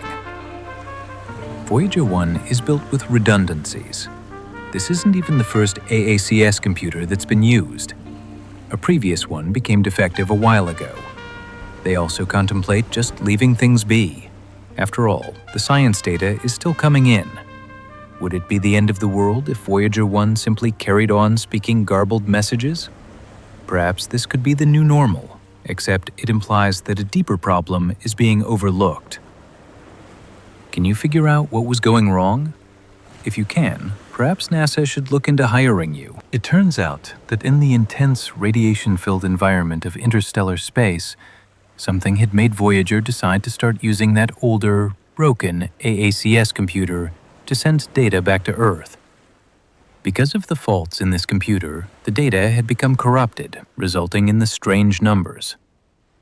So, actually, in this case, the fix was easy. All NASA had to do to fix it was to ask Voyager to start using the right computer again. Once Voyager 1 did that, the problem was resolved. Well, I say easy and I say resolved. It still took a couple of months for Voyager 1 to start behaving normally again. And even then, in November 2023, another of Voyager's onboard computers, this time the Flight Data Subsystem, underwent a similar problem and became unable to send home usable science and engineering data. It took until June 2024 until that problem was fully resolved. Voyager 1 is an old ship now. As it continues to travel through interstellar space, it may encounter more and more faults. In July 2023, a routine series of commands sent to Voyager 2 caused the probe to orient its antenna 2 degrees away from Earth. This seemingly small divergence was enough that over the massive distances involved, NASA completely lost the ability to talk to Voyager 2 or hear back from the probe. It was only through sending out an interstellar shout from the Deep Space Network facility in CRA, Australia, that a signal was able to be sent to Voyager 2, telling it to reorient itself back towards Earth. The 37 hours of waiting for the shout to arrive and for the probe to signal back that it had followed the command must have been tense for NASA personnel. The probe could have been lost forever. One way or another, it's inevitable that the Voyager probes will stop transmitting back to Earth, whether through error or malfunction, or simply running out of power. The end is unavoidable, and the curtain will fall on this incredible mission. But even then, the twin probes are just beginning their cosmic journeys. In 40,000 years, Voyager 1 will likely drift towards a star in the Camelopardalis constellation, while Voyager 2 will pass 1.7 light-years from the star Ross 248.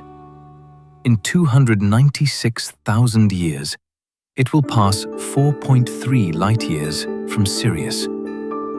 these small, intrepid probes will likely outlast the Earth itself as they continue their solitary wanderings across the Milky Way. And if, by chance, they encounter intelligent life in one of the far reaches of our galaxy, they will be a testament to mankind's ingenuity and resilience. Remember I mentioned that on each of the probes was a message to the stars.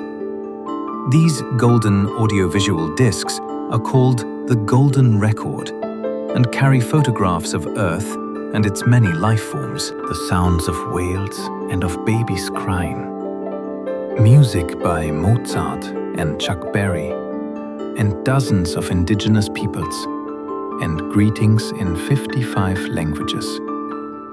They would offer a distant stranger a glimpse of who we are and what life on Earth is like. As for us, we must say goodbye to these old familiar friends and continue our own lives here on Earth. Hopefully, the Voyager mission will not be our last brush with the stars, but only the beginning. Is the universe inescapable?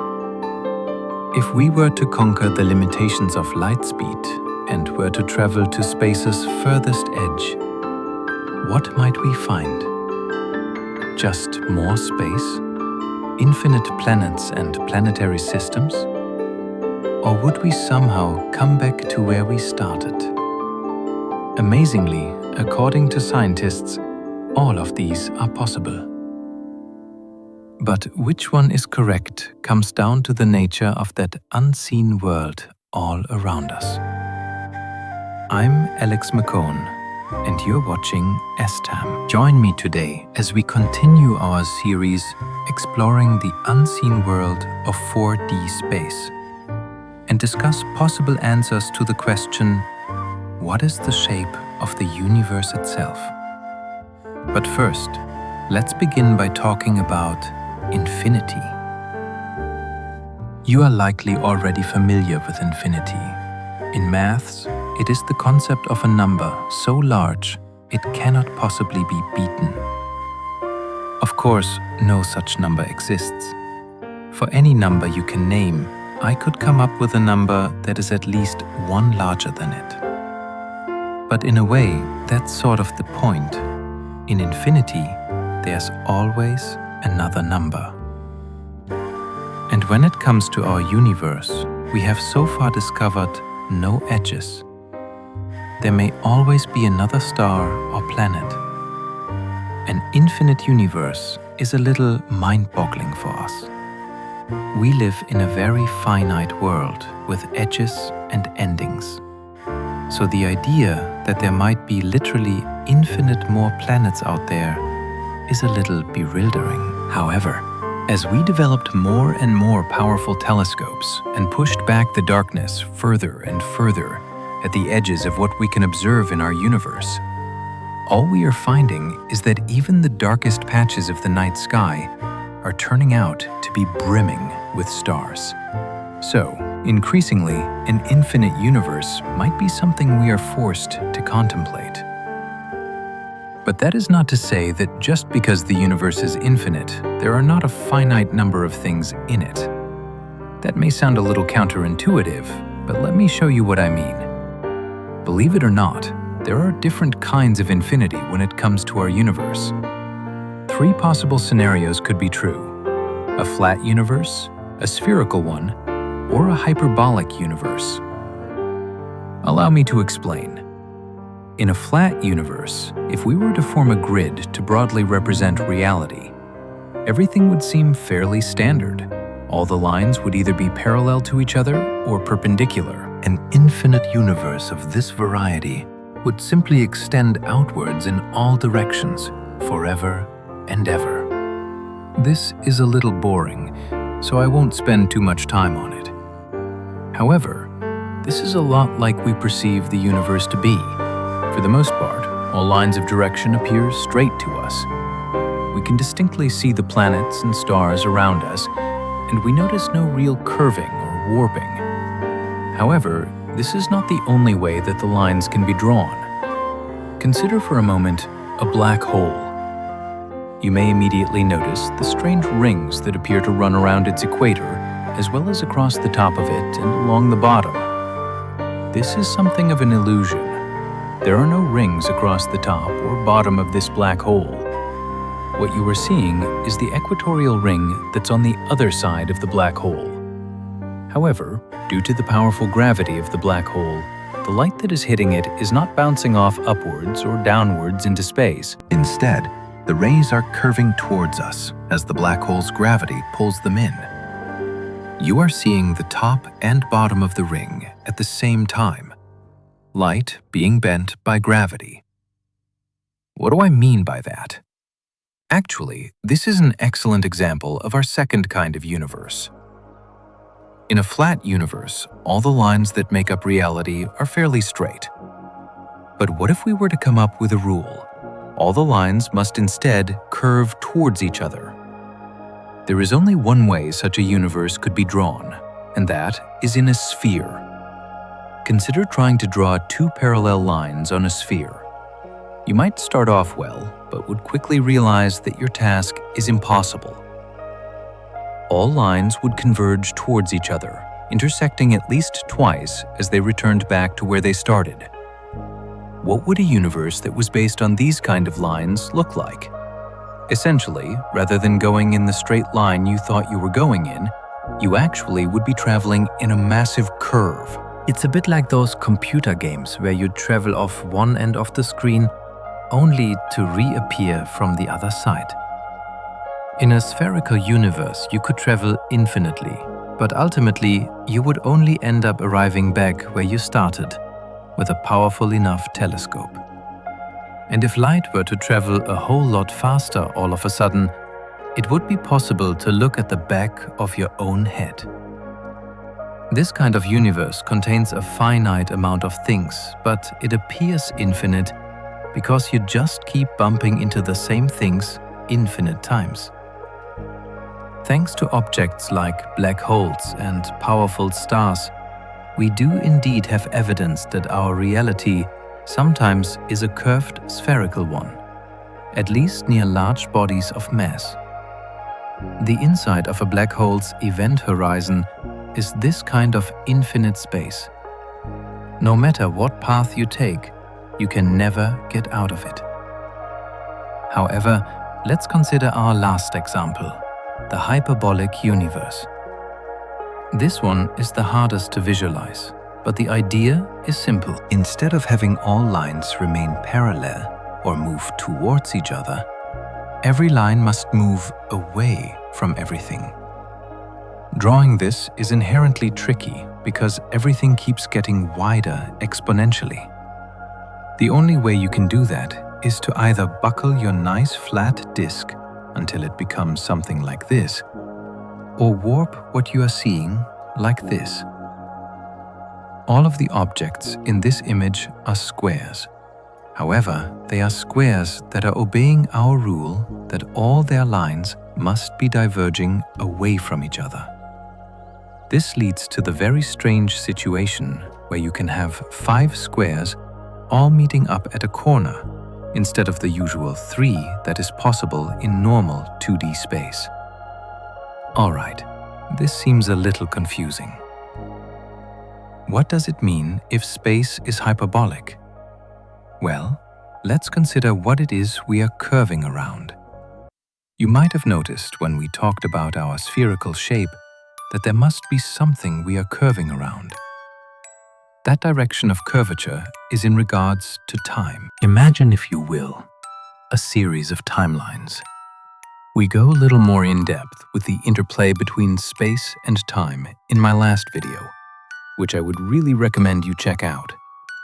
But for now, just remember for this model that objects in time move forward along their timelines in the direction of up or the future. If they move left or right, they are moving through space, getting closer to each other. If we introduce a large mass into this model, it warps the timelines. Now, if you were a small object traveling along one of those arrows that got too close to the mass, Suddenly, your path of travel no longer goes directly up towards the future. It pulls you left or right towards the mass.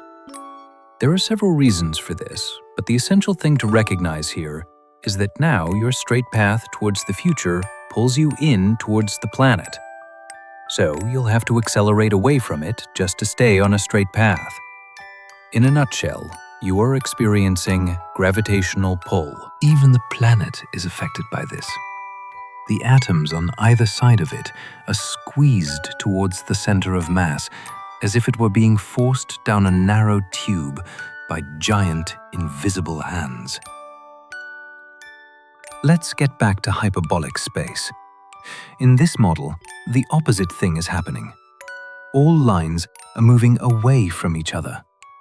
We could represent this by curving space and letting our timelines be straight, which is nice because it captures the idea that from your perspective, your time is always ticking forward normally. But let's walk this slightly so that space is flat. It's all a matter of perspective after all. Here, parallel lines are also impossible, but this time, rather than converging, all parallel lines diverge more and more. Everything moves further and further apart. Why does that sound familiar? It is because that is what the universe is doing. This is not noticeable within a galaxy where there is enough mass and gravity to keep everything together. However, from what we can see of the universe as a whole, every galaxy is moving away from every other galaxy. Scientists try to explain that with dark energy. But maybe all that is happening is that the universe is just naturally hyperbolic in its shape. So what would that mean if the universe really was hyperbolic? It would mean that the universe was really infinite. The flat space we looked at was infinite. For each light year you traveled out, you discover another light year's worth of space. However, with hyperbolic space, you discover more than another light year's worth of space. It's like opening infinite doors, except inside each door are two new ones. The possibilities would be far more endless, far more infinite than in just regular flat space models. But also, it means that given enough time, the rest of the universe would drift away from us until our galaxy was all that was left. Scientists have looked across the universe, however, have not noticed this hyperbolic space in action.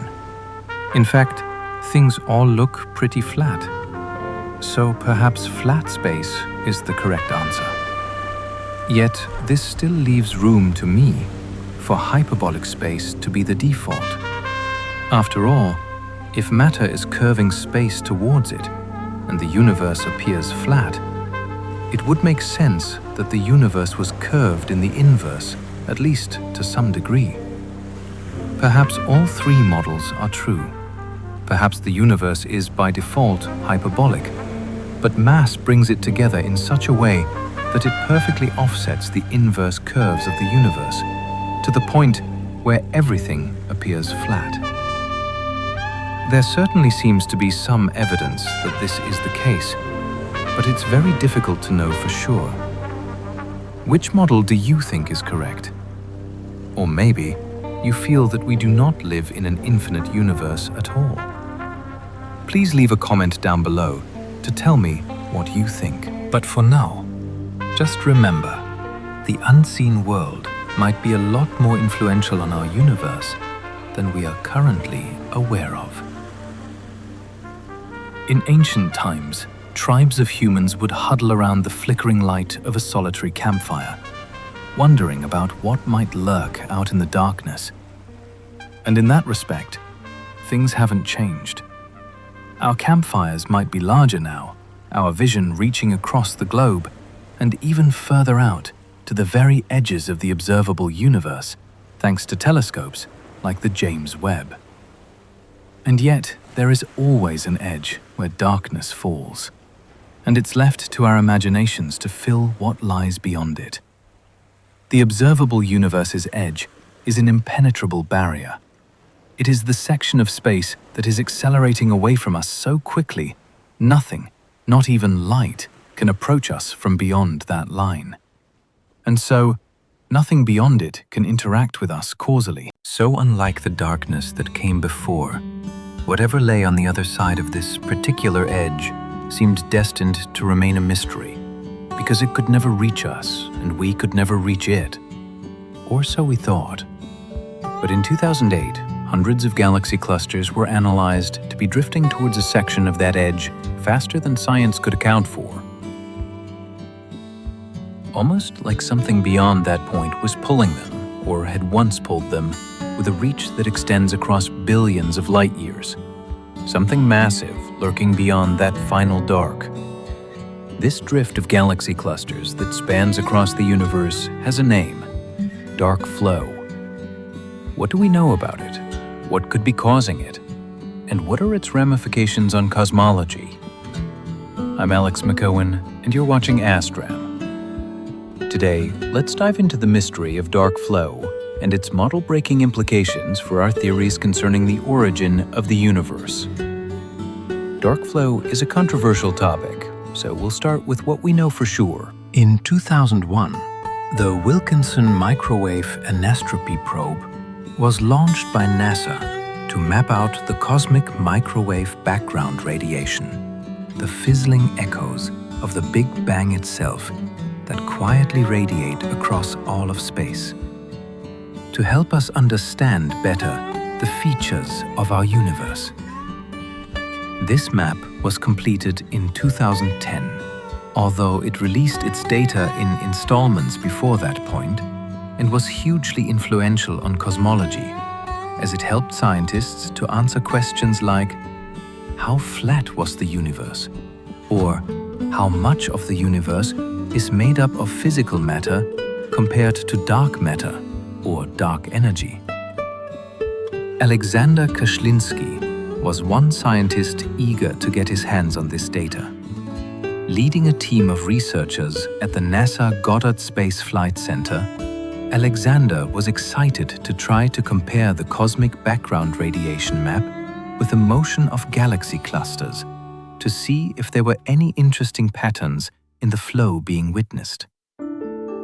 It was a difficult task to tackle it. Kashlinsky and his team were taking advantage of something called the kinematic Zeev-Zeldovich effect, which was very tiny.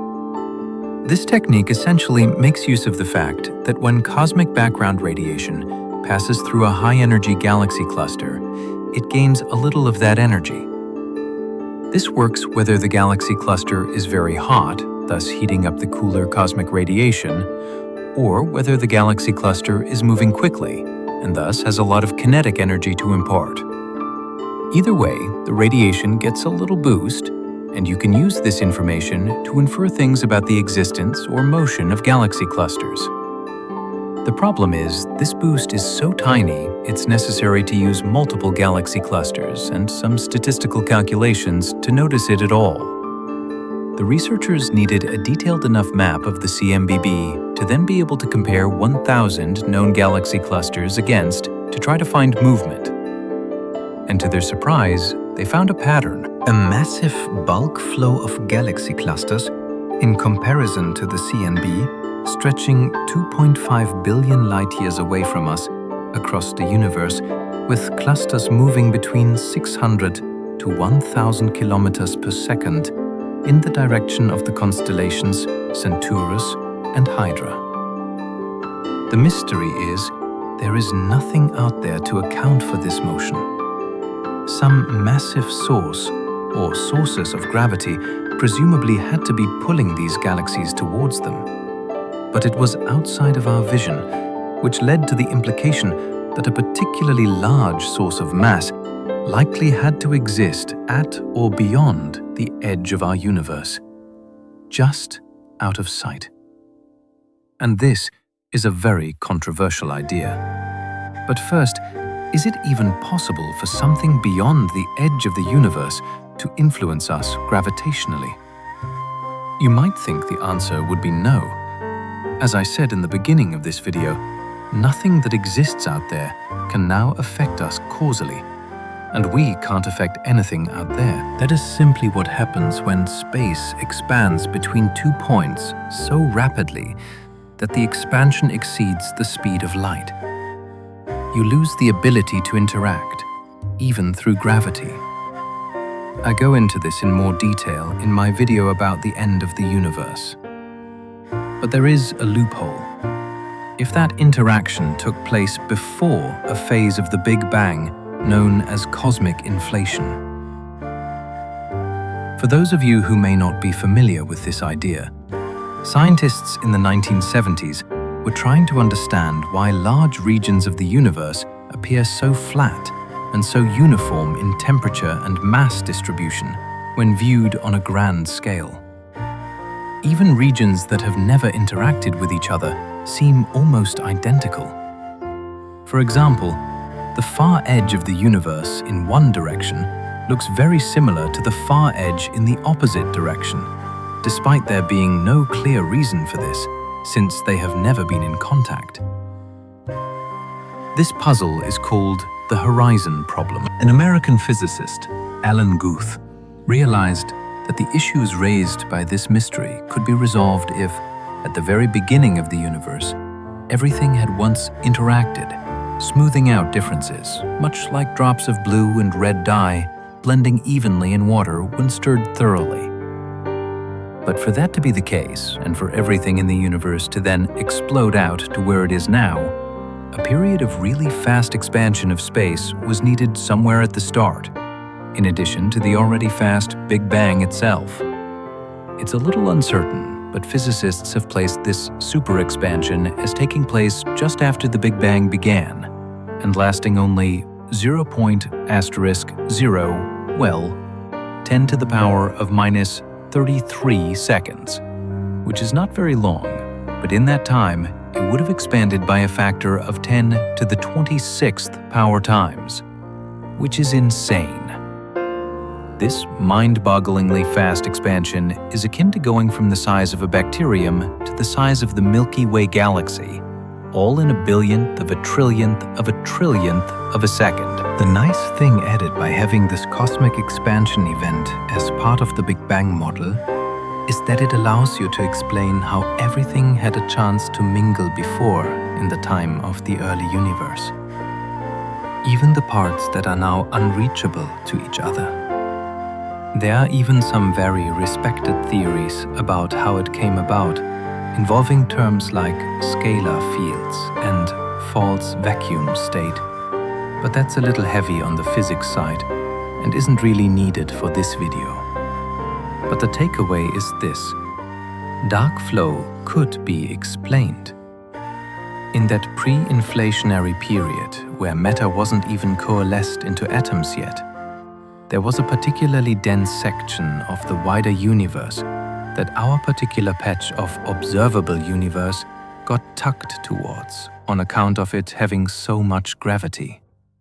Cosmic inflation could then have happened, pulling the powerful mass far away from our observable universe to the point where we are no longer gravitationally affected by it. But because things in motion tend to remain in motion, the galaxy clusters given that initial pole are now simply drifting along in that same direction, going with the cosmic flow.